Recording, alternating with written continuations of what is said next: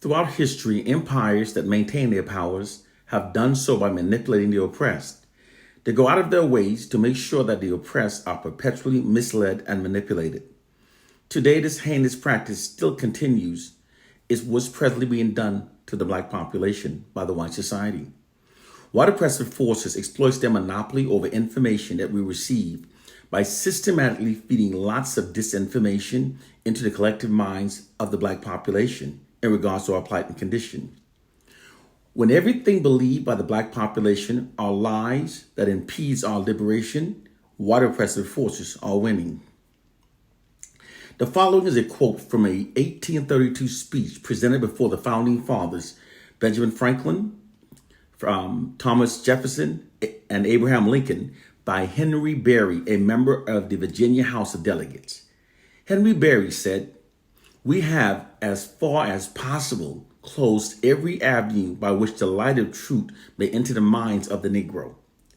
If we could extinguish their capacity to see any light of truth, our work will be complete.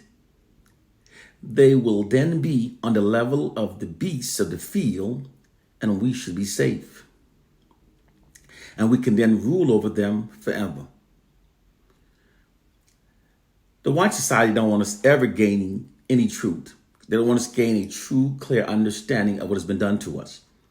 Because they know that if we learn the truth, that we will then be able to develop the proper counter strategies that are necessary in order to truly liberate ourselves. Preventing us from gaining an accurate understanding of our plight and condition is why white oppressive forces have spread so much disinformation into the minds of the black population. The African American population is drowning in disinformation, and it's by deliberate design. The ultimate goal is to spread so much disinformation into our communities until virtually everything that we believe are lies that prevents our ability to unify ourselves in the interest of liberating ourselves.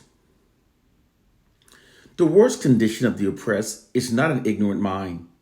It's actually an ignorant mind that has been given false knowledge. Because an ignorant person might continue to search for the liberating truth.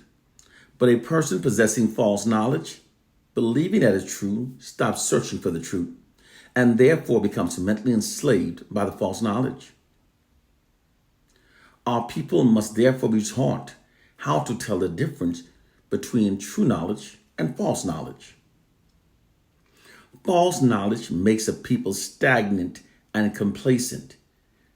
They do nothing towards their liberation.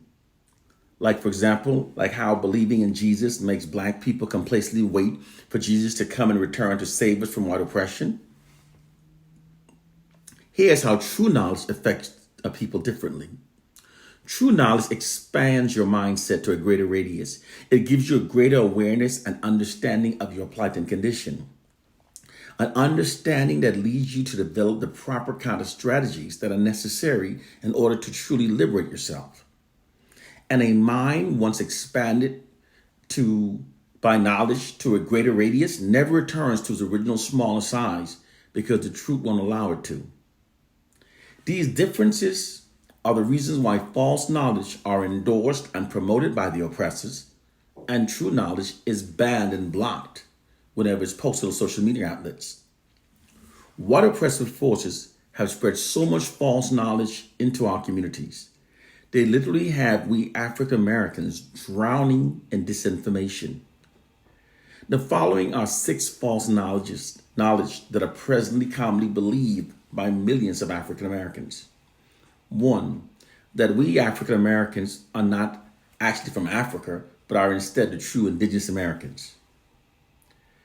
2, that we African Americans are the true Hebrews. 3, that Jesus will return and save us. 4, that the Bible that was brutally beaten into the minds of our ancestors will now set us free. 5, that we African Americans made the N-word ours and that using it now ridiculously empowers us. These are 6, that we're being controlled by a silly slave syndrome myth. All of these beliefs are false knowledge that are endorsed by our oppressors. You can post about them all day long. They'll never block you for doing so. These knowledge are false knowledge. That's why they're rarely blocked. That's why they don't impede our ability to share this knowledge. They want us believing in falsehoods. They do this because those falsehoods keeps our understandings flawed in regards to our plight and condition, therefore keeping all of our remedies and our strategies flawed to the benefit of the system of white supremacy. This is why those of us who know the truth of our plight and condition must teach African proverb. I would rather lose black friends for telling the black liberating truth than to endorse falsehoods in order to appease and to hold on to mentally enslaved and ignorant black friends that refuse to critically think and research facts for themselves. In the age of information, black ignorance and black mental enslavement is now a choice. Our plight has nothing to do with a Bible that strongly condones slavery, written by immoral Romans that routinely engaged in massive orgies and debt sports, and that was brutally beaten into the minds of our enslaved ancestors by their ungodly enslavers and colonizers that also raped, maimed, and murdered them. That's a ridiculous belief to say that's the true words of God. These noted facts totally disqualifies the Bible from being the true words of God. Our people are so confused and so lost under the system of white supremacy that now stating facts now literally offends millions. Our condition has nothing to do with a silly slave syndrome myth, which presents what would in fact be the least effective method used for controlling generations of people. That premise is not even how true brainwashing is achieved. True brainwashing requires a system that's being constantly reapplied upon the collective minds of the targeted population in order to remain effective. If not, its effectiveness would lessen with each new generation and not worsen as we witnessed.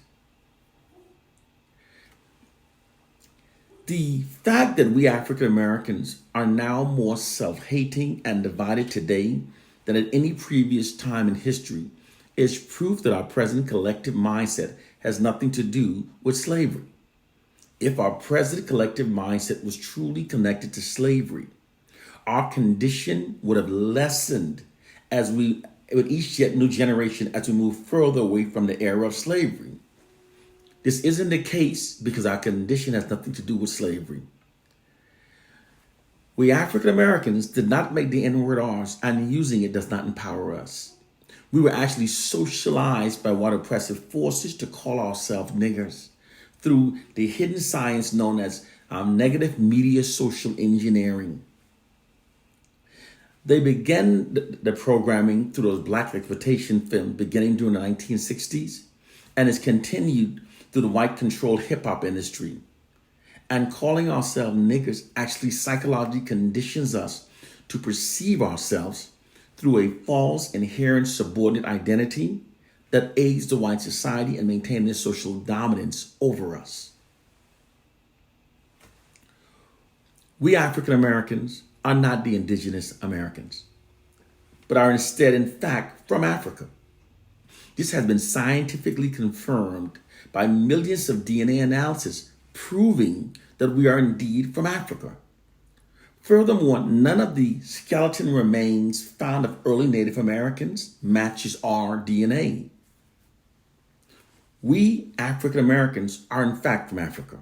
Millions of African Americans have had DNA testing that confirm our African lineage.